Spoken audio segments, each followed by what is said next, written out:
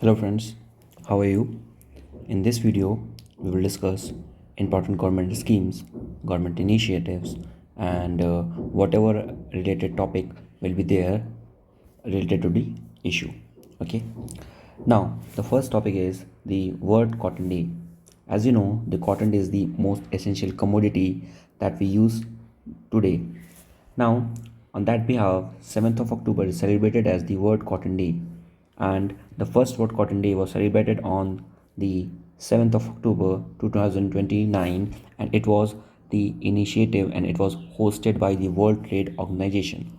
Now, basically, if I'm going to talk about that, there are actually four sub-Saharan African cotton producer country that you should know from here with the name that called the Cotton Four, and these countries are the Benin, Burkina Faso, Chad, and the Mali. So basically, these four countries forms the Cotton Four group, which are the sub-Saharan African cotton producer. Now, what is cotton actually? Cotton is a fiber, okay, and it is also some sort of oil and protein yielding crop. Means from the cotton we got the oil, from the cotton we got the protein yielding, and many more things. Okay, so basically these three things we got from the cotton. And if you're talking about the cotton fiber, it is made up of the pure cellulose and contains few traces of the wax, fat, and the water. So basically the cotton fiber contains the some amount of the cellulose and wax, fat, and water too. And cotton is also referred as the silver fiber, just like we know that jute is referred to as the golden fiber. Okay, so jute is known as the golden fiber. In the same manner, the cotton is known as the silver fiber. Now, how many types of the cottons are there? Actually, there are four types of cotton. So there are four species of cotton. The first is the Gossypium hirastum. Okay, and this is known as the American cotton or the upland cotton. Okay, so because why this is known as the American cotton? Because this grown in the nearby area of the Americans, like the in the American, Mexico, Caribbean. So 90% of the global production of the cotton what we are seeing today is we got from the this variety of the cotton, that is the Gossypium hirsutum. Okay. The next is the Gossypium barbadens. So this is the Egyptian cotton. Okay, because this cotton we got from the area nearby the Egypt. So it is called the Egyptian cotton, Sealand cotton, or the Peruvian cotton also.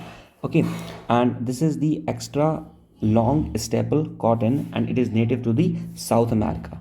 Okay, so this you should know that this cotton is the native to the South America. And the first cotton we have discussed earlier, it is the Gossypium hirsutum, and this is not the American cotton, and the 90% of the global production of the cotton happened from this cotton only. The third one is the Gossypium arboreum. Okay, so this is called the tree cotton, and it is native to the India and Pakistan. So this you should know from here that in the context of the India, the Gossypium arboreum, this cotton, and this cotton is called the tree cotton, and it is native to the India and the Pakistan. Now Gossypium herbaceum, this is the Levant cotton, and it is native to the South Africa and the Arabian Peninsula. Now you must have encountered this term known as the Levant cotton. So in the last year paper, there was a term in the UPSC. The term was like, what is the Levant region? Okay, so what is Levant region? Basically, Levant is the region near the Persian Gulf, okay, or the Arabian Peninsula. So that region is called the Levant region. So the cotton grown on that region is known as the Levant cotton. So Gossypium herbaceum, this is the Levant cotton. Okay, so this you should know from here. Next, moving forward, the classification based on the genetic makeup. So based on the genetic makeup, there are three varieties of the cotton. The first one is the hybrid cotton, the second one is the varieties cotton, and the third one is the BT cotton. Now, what is hybrid cotton? Hybrid cotton is made from the crossing the two parents strains that have the different genetic character. So if there are two parent strains and both have the different genetic character, so in that way that cotton is known as the hybrid cotton. The second is the varieties cotton. What is variety cotton?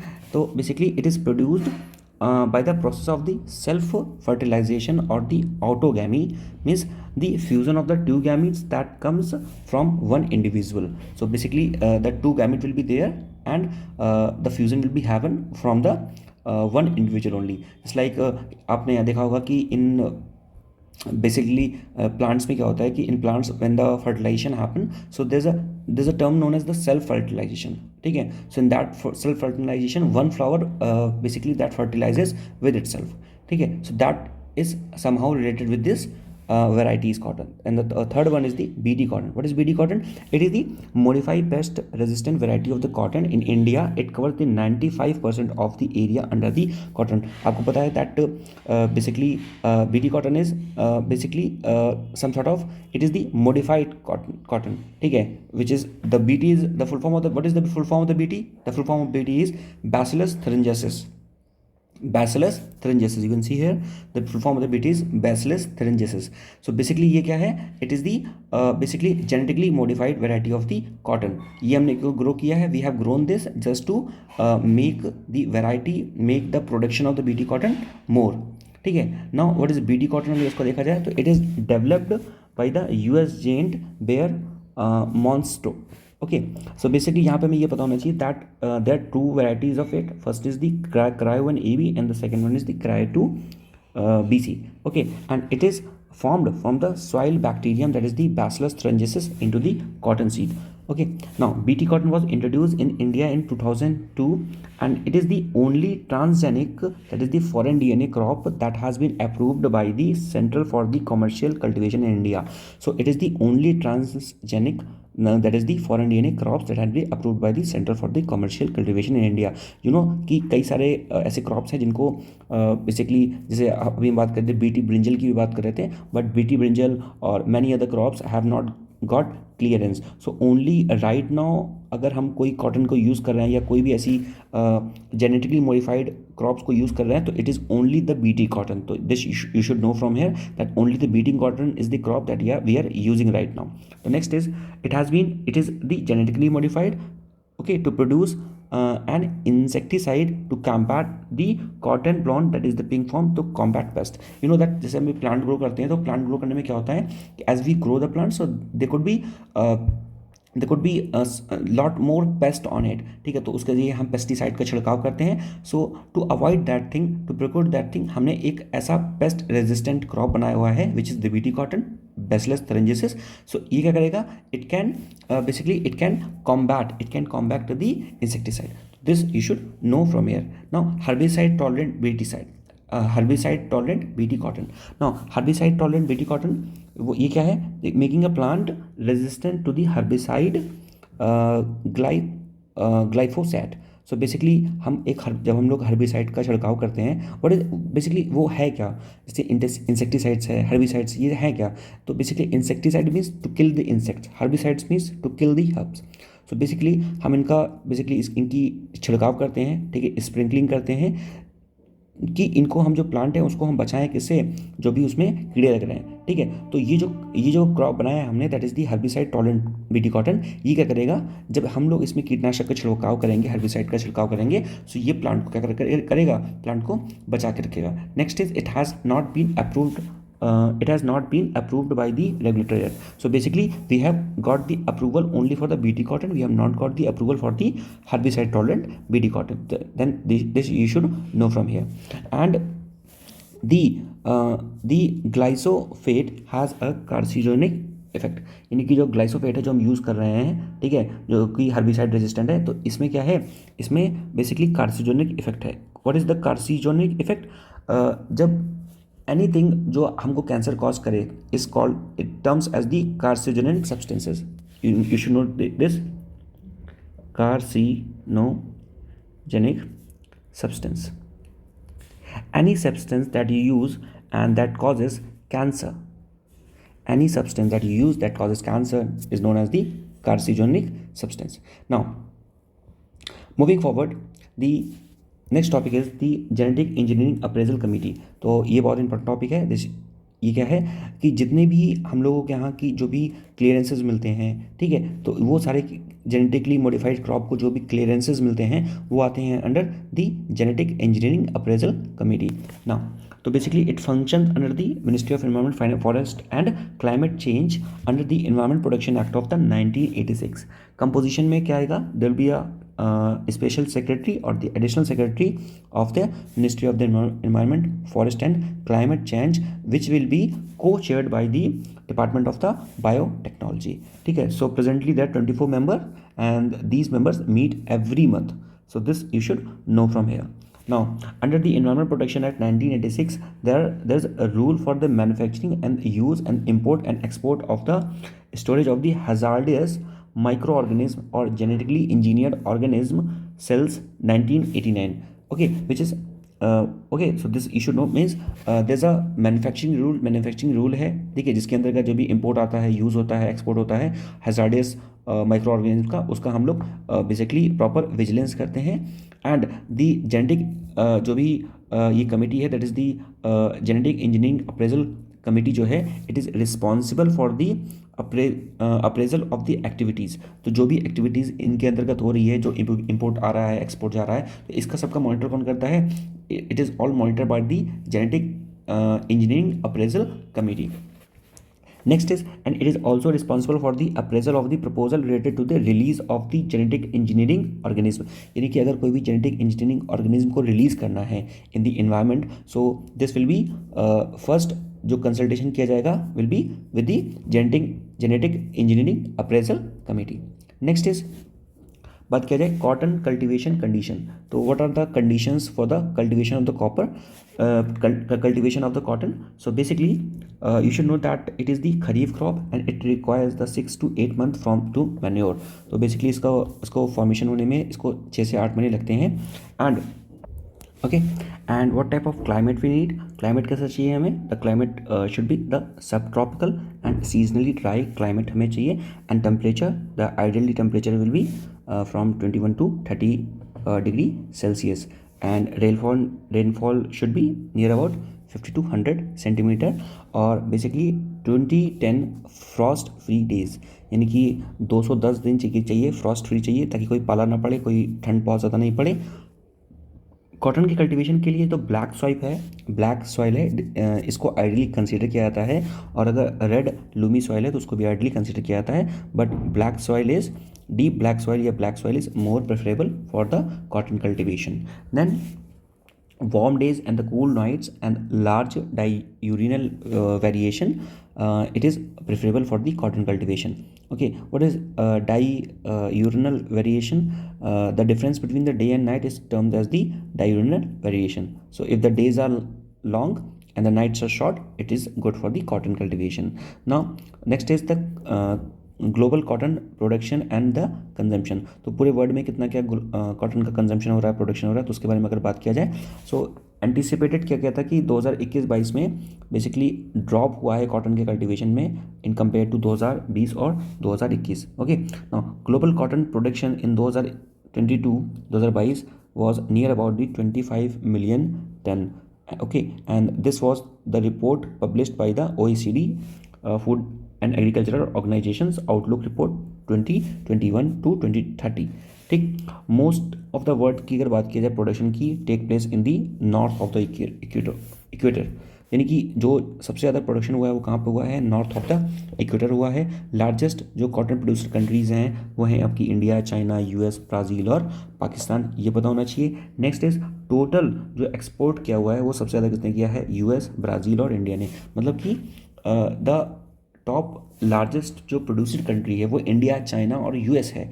But in terms of export the US is exporting more than India and China। So this you should know from here that US, even though the production in India is more than the US and China, but even though the US is exporting more than the China and US, ठीक है, China and India। Now world cotton production is projected to grow 1.5 to reach the 28 metric ton in 2030। ठीक है, तो ये जो OECD का food and agriculture organisation का outlook जो रिपोर्ट है उसमें बता रहा है कि जो प्रोजेक्शन ग्रोथ है बेसिकली वर्ल्ड कॉटन प्रोडक्शन की, तो वो 28 मेट्रिक टन जाएगी 2030 में। तो ये पता होना चाहिए कॉटन प्रोडक्शन इन इंडिया में कॉटन कहाँ प्रोडक्शन होता है। सो बेसिकली इंडिया जो है वो, जैसे मैंने बताया क्या, it is the largest producer of the cotton in the world, and also पूरे वर्ल्ड का जो है near about 22% of the cotton जो है वो इंडिया में प्रोड्यूस होता है। तो ये चीज़ पता होना चाहिए। एंड इंडिया का जो एस्टिमेटेड कॉटन प्रोडक्शन था 2021-22 में, it was near the 362.19 lakh, that is near about 170 around 6.2 million ton. तो this you should know from here. Top states की बात करें, so the Gujarat the first, the Maharashtra, Telangana, Rajasthan and the Karnataka. So these are the state-wise representation regarding the production of the cotton. ठीक, उसके बाद आपको पता होना चाहिए that 65% of the land used to grow the cotton is watered by the rain and mostly in the central and the southern state. Means अभी भी हम लोग we are much dependent on the rain for the production of our crop, whether it is the normal crop or the cash crops. ठीक, तो 65% of the जो भी cotton grow हो रहा है कॉमर्शियल क्रॉप का, वो it is fed by the rain water. Okay, next बात करें कि द कॉटन क्या है। बेसिकली जैसे मैंने बताया, it is the cash crop and it is under the MSP. तो this you should know from here that cotton is under the MSP with the jute. तो जूट और जो कॉटन, ये दो क्रॉप ऐसी हैं जो एमएसपी के अंतर्गत है। बाकी भी कई सारी क्रॉप्स हैं, बट यू शुड नो कि जूट और कॉटन जो है ये किसके अंतर्गत है, these are under the MSP. Okay, now India की बात की जाए तो इंडिया जो है basically it is the third largest exporter of the cotton, as I told you. First is the US and the second is the Brazil. So India is the third largest exporter of the cotton, but India is the first largest producer of the cotton. ठीक है, सो this you should know from. Second is China, third is US.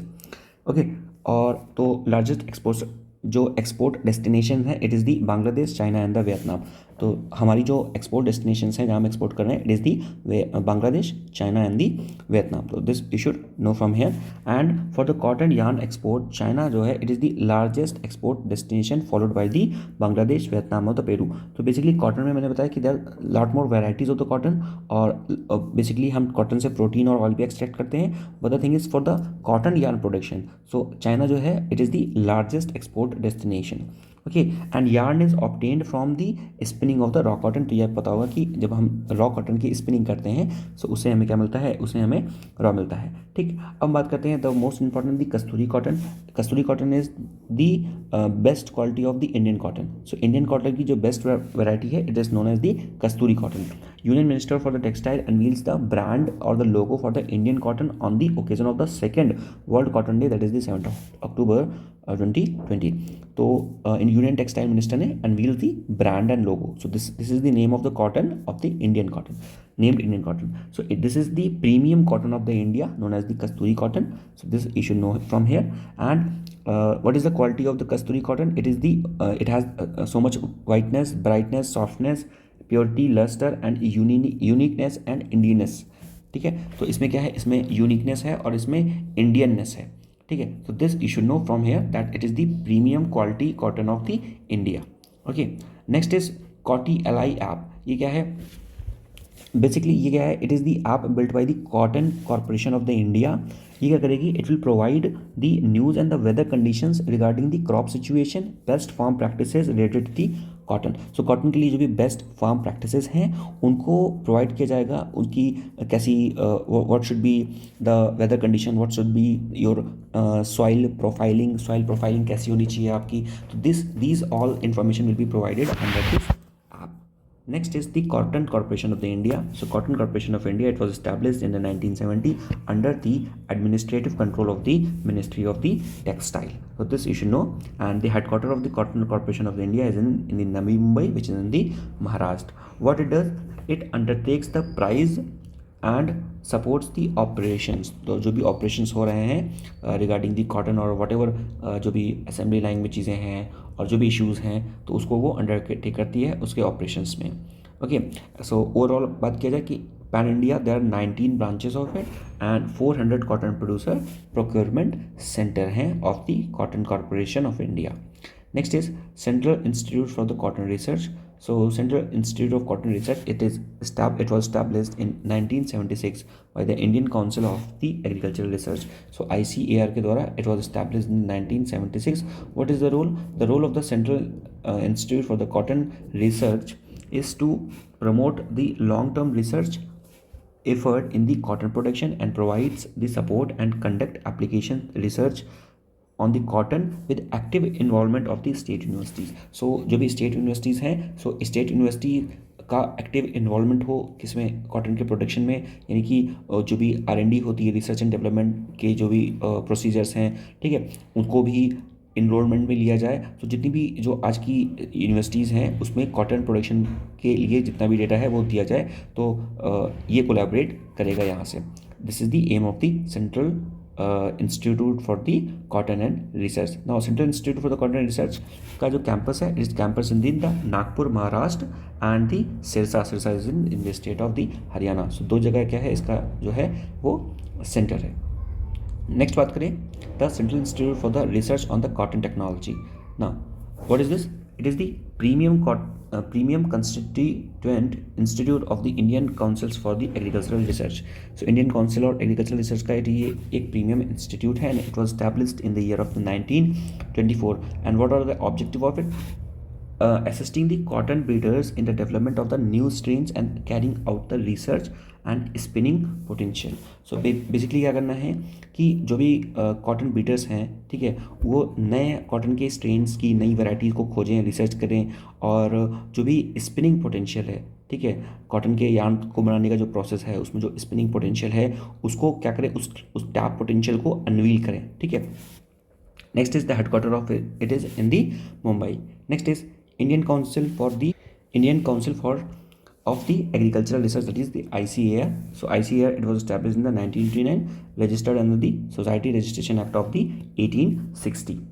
Okay, now it is the autonomous organizations and it works under the Department of the Agricultural and the Research Education, Ministry of the Agricultural, Farmers and the Welfare Government of India. The headquarter of it is in the Mumbai. और ये है क्या, the ICAR, that is the Indian Council of Agricultural Research, it is the apex body. क्या है? It is the apex body जो क्या करेगी, coordinate करेगी और गाइड करेगी managing the research and the education in the agriculture. Okay, so agriculture including the horticulture, fisheries and the animal science in the entire country. फिर बात किया जाए कि बेसिकली टोटल अभी 102 ICAR इंस्टीट्यूट हैं जो कि 71 एग्रीकल्चरल यूनिवर्सिटीज़ के अक्रॉस स्प्रेड हैं. Okay, and union minister of the agricultural is the ex officio president of the ICAR society. So this you should know from the here. Next is the National Food Security Mission. ठीक है, national food security mission के बारे में बात किया जाए, सो it is the commercial crop. So basically national food security mission for the commercial crop, तो ये पूरी स्कीम का नाम है. तो ये पता होना चाहिए, national food security mission for the commercial crop. और किस कॉमर्शियल क्रॉप की बात कर रहे हैं? Cotton only. Okay, so the cotton development program is been implemented under the national food security mission. Okay, commercial crop. So this is the full form of it. ये क्या करेगा? It will enhance the production and the productivity within the with effect from the 2014 to 15 in the 15 states. तो 2014-15 से ये scheme start हुई थी जो कि 15 स्टेट में क्या करेगी, कॉटन की प्रोडक्टिविटी और जो भी प्रोडक्शन है उसको क्या करेगी, इन्हांस करेगी. This you should know from here and it will be implemented by the department of the agriculture and the corporation ministry of the agriculture. Now under this scheme basically there will be the transfer of technology through the frontline demonstration and training to the farmers. So what we will do, we will transfer the technology to the farmer, okay, and we will demonstrate these technology in front of the farmers so that farmer could understand how these technology will be work, so that they could enhance their production and they could also enhance their productivity. ठीक है, सो this you should know from hair. फिर बात करते हैं कि cotton process क्या होता है, कैसे होता है, कॉटन प्रोसेस क्या होता है. सो बेसिकली कॉटन सबसे पहले क्या होता है कि सीड कॉटन होता है जिसको हम लोग कपास भी बोलते हैं. फिर उसके बाद क्या होती है, उसके बाद ग्रेनिंग होती है. ग्रेनिंग से रॉ कॉटन फाइबर निकलता है. ठीक है, ये क्या होता है, वाइट फाइब्रस सब्सटेंस होता है. ठीक है, जो रॉ कॉटन फाइबर निकलेगा जिसको हम लोग लिंट बोलते हैं, it is the white fibrous substance. उसके बाद क्या होती है, उसके बाद हम स्पिनिंग करते हैं और कार्डिंग करते हैं. जिसके बाद कॉटन का यार्न बनता है, फिर हम वीविंग करते हैं और उसके बाद क्या बन जाता है, पूरा फैब्रिक बन जाता है। ठीक है, कपास के बारे में बात किया जाए, अगर कपास क्या है, कपास it is the seed cotton, seed cotton है, अनगिन्ड कॉटन है। ठीक है, और वाइट फाइब्रस कॉटन होता है, सब्सटेंस होता है lint.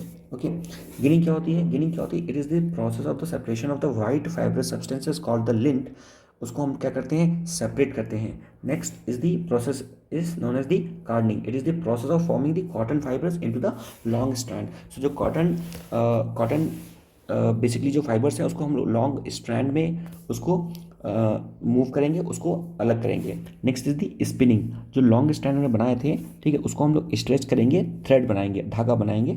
And last step is the weaving. अब वीविंग क्या होता है, बेसिकली वीविंग में क्या करते हैं, वीविंग में जो भी हमने चीज़ें ली है, जो हमारे पास थ्रेड है, it will take the form of the fabric. Okay, now basically the machine designed to accomplish this task is known as the loom. So basically अगर कोई मशीन है, okay, जो इस टास्क को डिज़ाइन कर रही है, means the machine is making the fabric. Okay, so that machine is known as the loom. So there could be two types of the loom. The first is the hand loom and the second is the power loom. What is the hand loom? If you are operating the machine from your hand, it is known as the hand loom, and if you are operating the machine from the electricity or from any motor, it is known as the power loom. ठीक है, this you should know. जैसे गांधी जी ने क्या कि Gandhi ji always promotes the handloom, हथकर उद्योग, ठीक है ना। So that Gandhi ji always promotes the handloom. But जब अगर किसी कंट्री को डेवलपिंग कंट्री से डेवलप्ड कंट्री बनना है, so we have to rely on the power loom. फिर बात करते हैं the difference between the handloom and the power loom. Loom is the machine, मैंने बताया लूम क्या है, loom is the machine for the weaving the thread, for getting the cloth. ठीक है, सो पावर लूम सेक्टर जो है, power loom का जो सेक्टर है वो कंट्रीब्यूट करता है nearly 58.4% of the total productions और more then 60% of the fabrics meet for the export in the country. तो this you should know from the here. Handloom क्या है, जो हाथ से ऑपरेट किया जाएगा, means it will be manually operated, and power loom will be mechanized loom driven by the steam or the electric motor।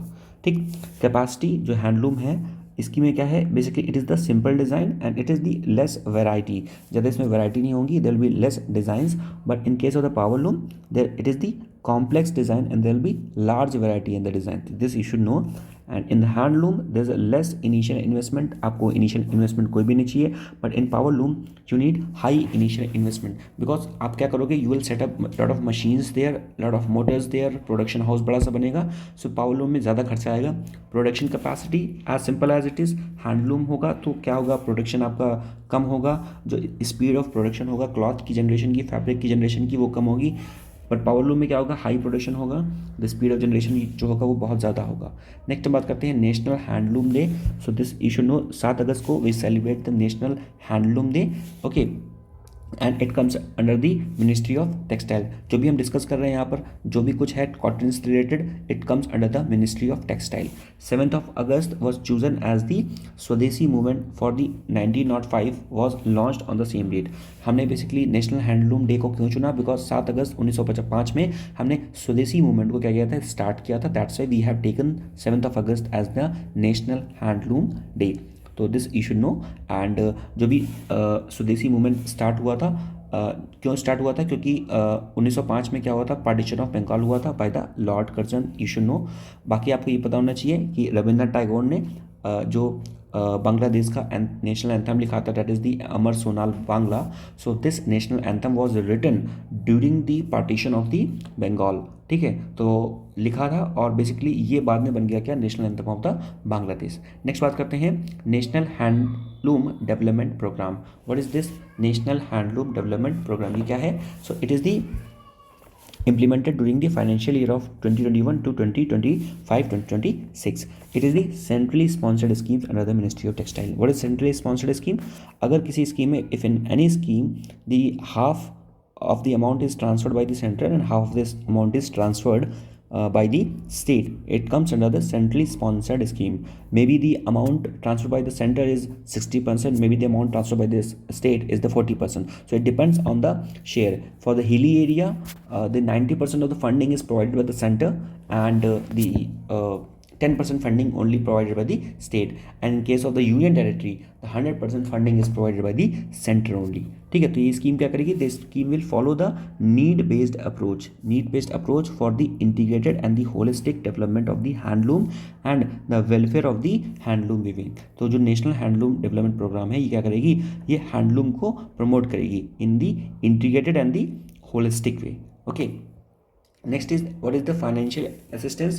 So financial assistance is provided to the eligible handloom agencies infrastructure development, okay, design innovation and product development, diversification and capacity building and the marketing. So basically जो भी financial assistance provide किया जाएगा it will be provided under the design innovation, production development, diversification, capacity building and marketing को promote करने के लिए the financial assistant will be provided under the national handloom development program. फिर बात करते हैं what are the component of the national handloom development programme.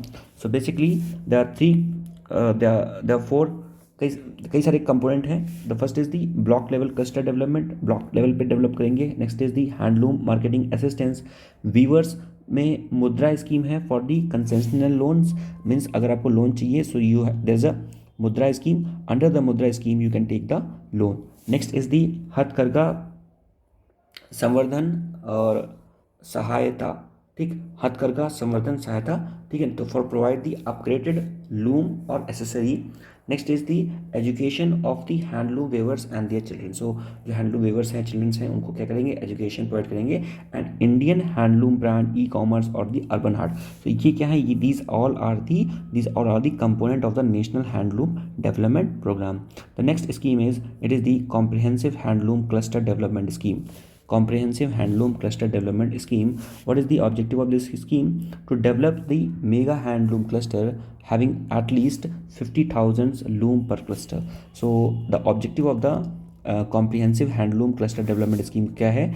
To develop the mega handloom cluster, and it is also the centrally sponsored scheme and implemented by the Ministry of Textile.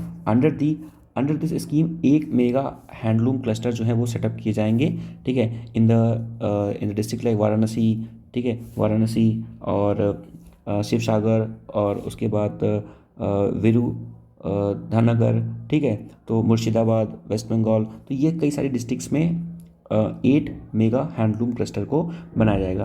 Now under the comprehensive handloom cluster development schemes there is a need based funding to provide which will be provided for the technical upgradation. तो technical upgradation में जो भी scheme होगी तो उसमें हम लोग क्या करेंगे, नीड बेस्ड फंडिंग को प्रोवाइड करेंगे, ठीक है। प्रोडक्शन डेवलपमेंट के लिए setting up of the value addition center and common facility center marketing complex इसको प्रोवाइड किया जाएगा।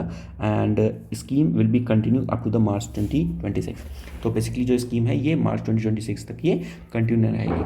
Next is the raw material supply scheme.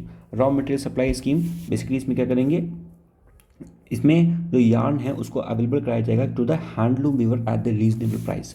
So we will provide the yarn to the handloom weaver at the reasonable price. तो this you should know from the here regarding the raw material supply scheme, ठीक है। And this one more sub scheme under it is the supply yarn supply scheme. तो yarn supply scheme क्या है, तो basically renamed as the raw material supply scheme. सो जो yarn supply scheme है पहली scheme थी, तो इसको बाद में रीनेम कर दिया गया क्या, raw material supply scheme. And it has been approved for the implementation of during the period of 2021 to 2025-26। तो इस पीरियड के लिए रॉ मटेरियल सप्लाई स्कीम को क्या किया गया, इनिशिएट किया गया है। What is the objective of the scheme?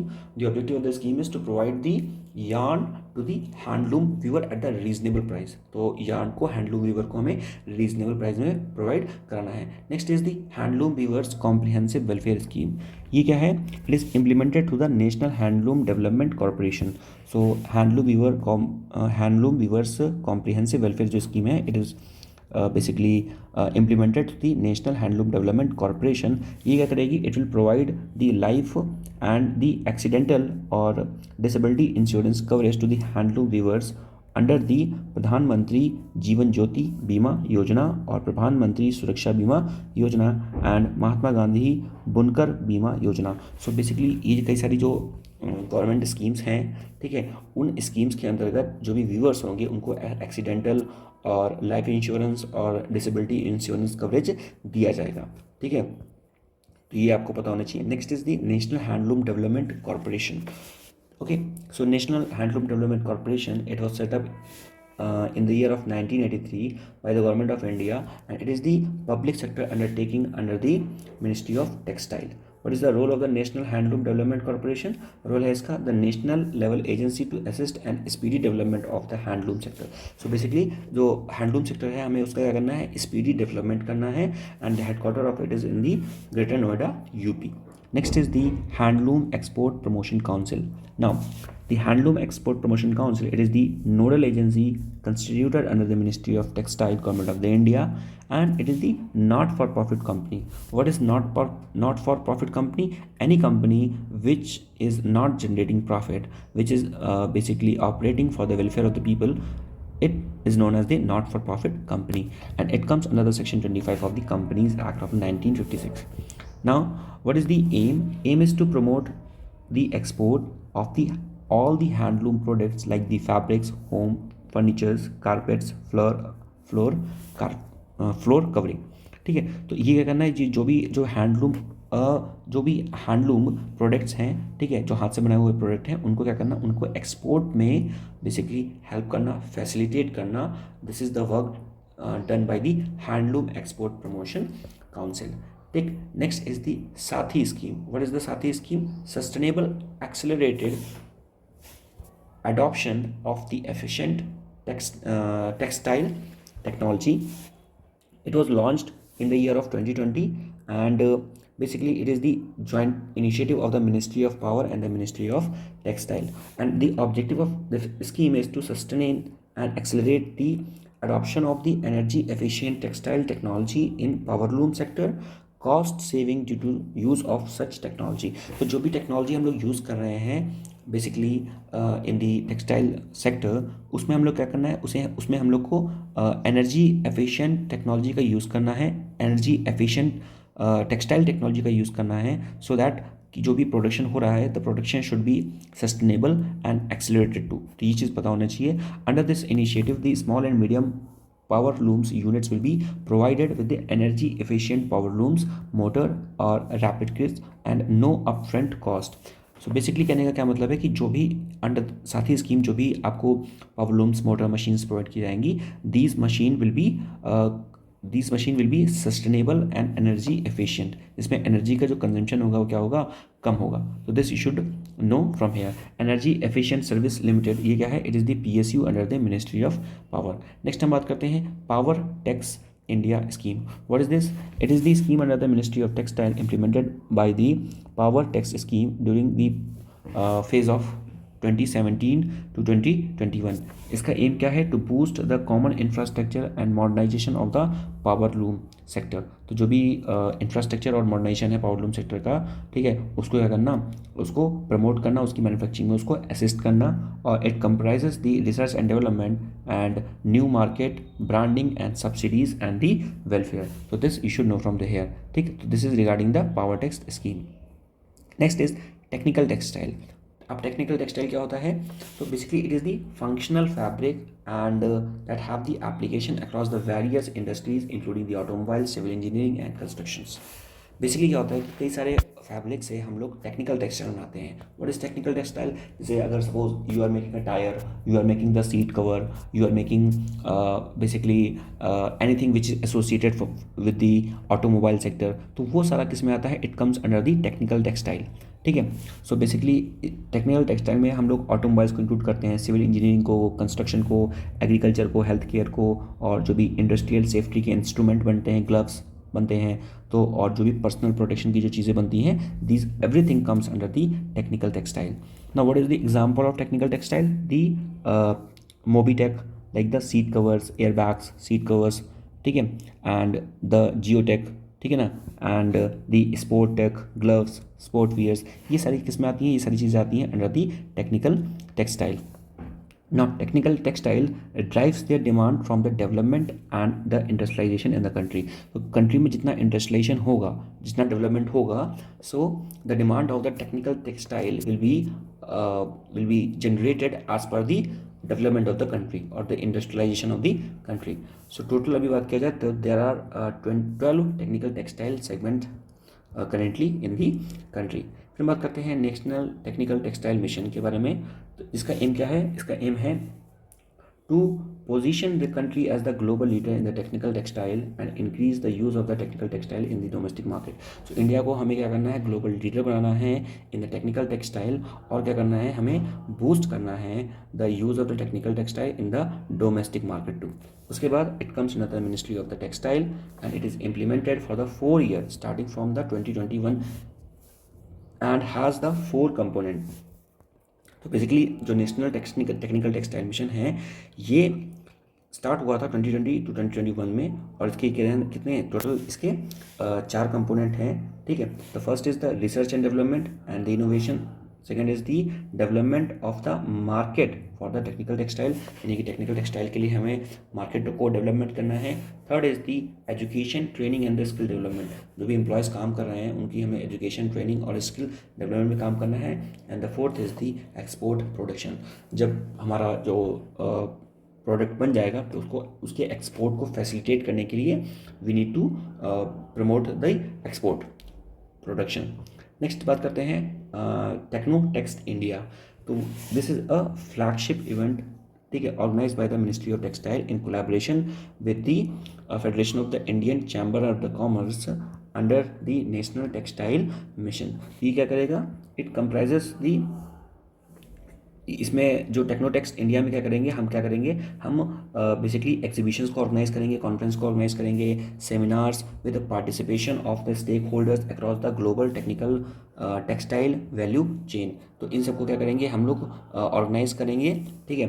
And 2023 का जो होना था it held in the Mumbai from the 24 फरवरी 2023. तो 2023 फरवरी में ये मुंबई में हुआ है, ये पता होना चाहिए. Next is the federation of the Indian chamber of the commerce industry. ये क्या है? It is established in the 1927. ठीक है. एंड जो एडवाइस दी थी वो महात्मा गांधी ने दी थी by the Indian businessman G.D. Birla and Purushottam Das Thakurdas. So basically जो federation of the Indian chamber of the commerce है ये it was establish in 1927 on the advice of the Mahatma Gandhi by the Indian businessman G.D. Birla and the Purushottam Das Thakurdas. And it is the largest and the oldest apex business organization in India. This you should know from here that FICCI is the largest and the oldest business organization in India. Okay, this is the non-governmental organizations which works as the not-for-profit trade association and advocacy group. ठीक है. तो this you should know from the here. और इसकी जो membership है वो corporate और private sector दोनों के पास है. ठीक है. तो this you should know from the here. The headquarter is of the FICCI is in New Delhi. फिर बात करते हैं the PLI scheme, that is the production link incentive scheme. Production link incentive scheme. Production link incentive scheme क्या होती है?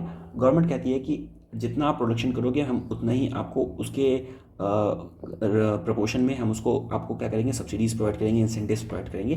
तो यही होती है क्या? Production link incentive schemes. Means to की प्रमोट करना कि जो मैन्युफैक्चरर है वो क्या करे? प्रोडक्शन को बढ़ाए. तो प्रोडक्शन लिंक इंसेंटिव स्कीम को लाया जाता है. So it was launched by the ministry of the textile to promote the production of the man made fibres. तो मैन मेड जो फाइबर्स है उसके प्रोडक्शन के लिए बेसिकली इस स्कीम को इंट्रोड्यूस किया गया था. That is the production link incentive scheme.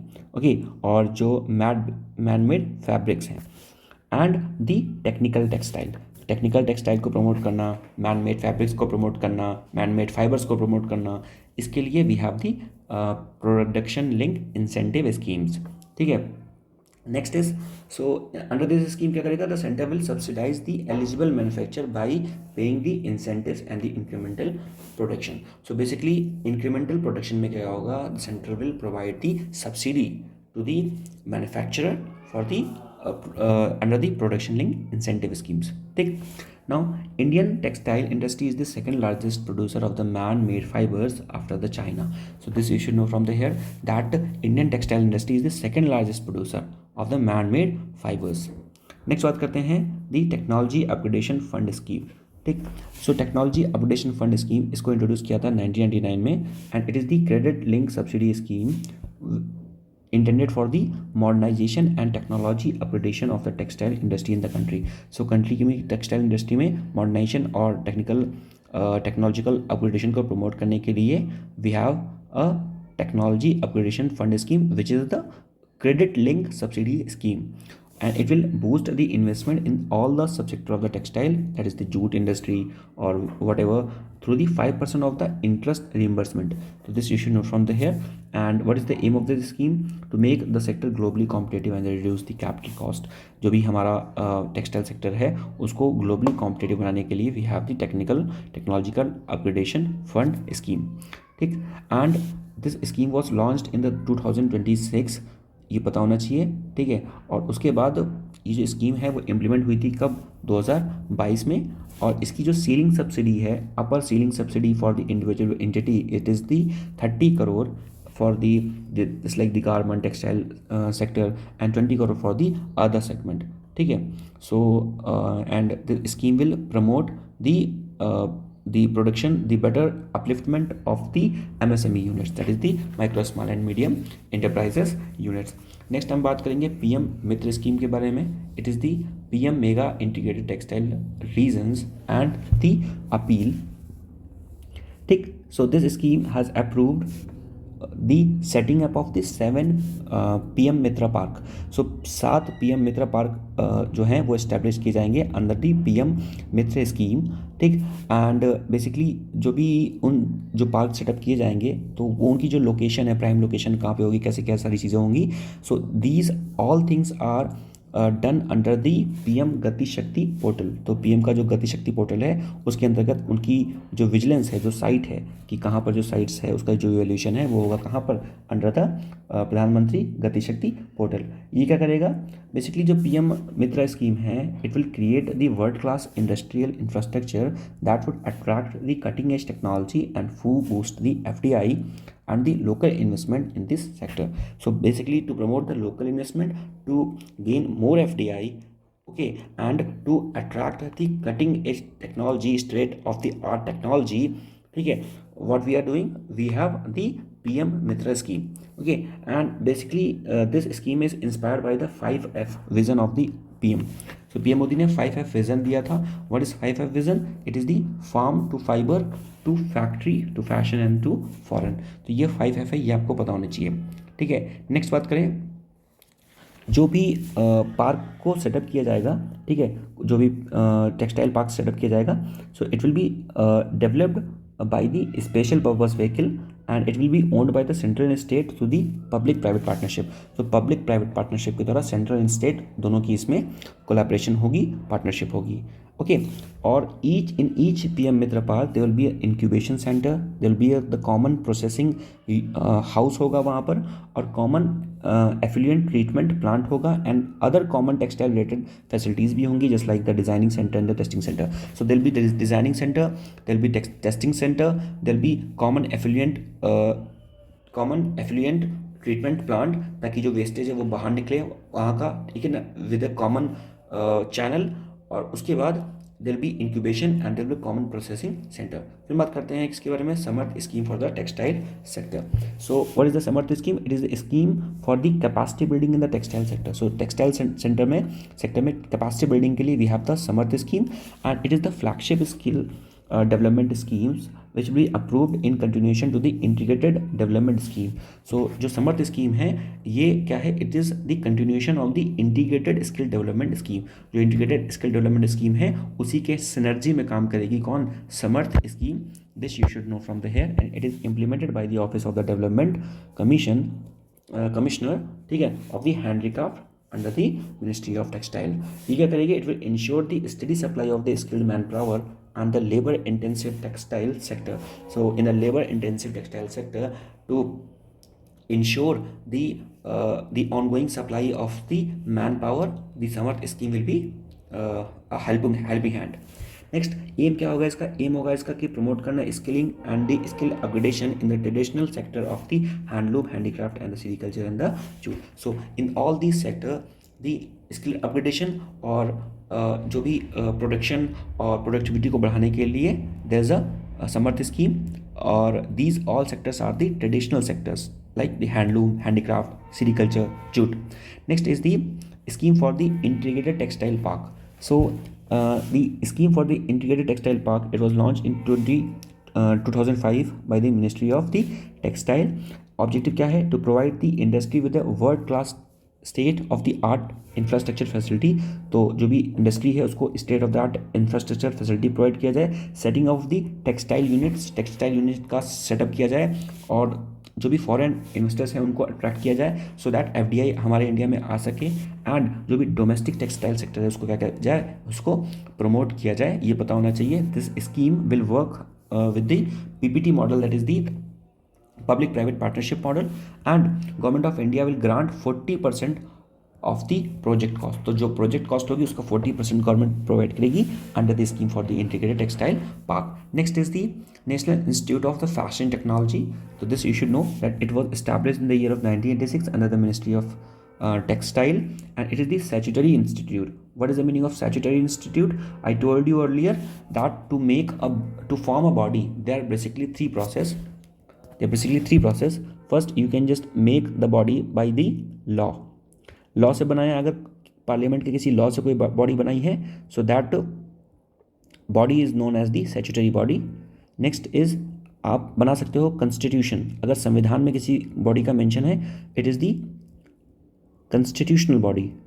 Okay, third is executive action, अगर आपको कोई बॉडी बनानी है तो आप एग्जीक्यूटिव एक्शन से बना सकते हो, ठीक है, and it will be called the executive body. Example is the NITI Aayog, NITI Aayog is the executive body, ठीक है। तो यहाँ से देखा जाए सो it is the statutory institute in the year formed in the year of 2006। So basically it was made from the act of the parliament, that is the National Institute of Fashion Technology Act of 2006. First campus was established in the Hoj Khas, which is in Delhi, in the year of the 1986, and the 18th campus was established in the Daman. Okay, so this you should know from the here. और अभी जो military की जो uniform थी, the camouflage uniform. Okay, what is the camouflage uniform? Camouflage uniform is like uniform like जिसका जो colour होगा, जो भी पैटर्न होगा, it will be very similar to the nearby grasses और वेरी नेचुरल सीनरी। कहने का मतलब है कि in the war like situation अगर कोई सोल्जर है उसने एक कैमोफ्लेज यूनिफॉर्म पहनी हुई है, so it will be not easy to identify where is that soldier, and because of that वो बच सकता है, ठीक है, वो अच्छे से परफॉर्म करेगा वहाँ पर। तो ये क्या है, कैमोफ्लेज यूनिफॉर्म है। तो इस कैमोफ्लेज यूनिफॉर्म को सोल्जर्स की किसने डिज़ाइन किया था? It is designed none other than the national institute of fashion technology, ठीक है। सो ये पता होना चाहिए इन द ईयर ऑफ 2022। तो this you should no regarding this institute. Okay, next is the north east region textile promotion scheme. So this is the umbrella scheme.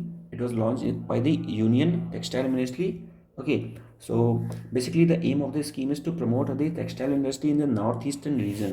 Okay, by providing the infrastructure, financial and the marketing support to the industry, and scheme is focused on the creating the cluster parks, upgrading the power looms and skill development. So north east region के लिए skill development करना, ठीक है, और जो भी textile है उसको प्रमोट करना, फाइनेंशियल इंफ्रास्ट्रक्चर प्रमोट करना, ठीक है, सपोर्ट प्रमोट करना, this we will do under the north eastern region textile promotion scheme. Okay, so this you should know from the here. इस वीडियो में इतना ही. नेक्स्ट वीडियो में will discuss some other topic. अगर आपको video अच्छी लगी हो, like the video, subscribe the channel. आप चैनल को शेयर कर सकते हैं अपने फ्रेंड्स के साथ, सपोर्ट कर सकते हैं चैनल को. Till then take care, good bye, thank you, जय हिंद, जय भारत.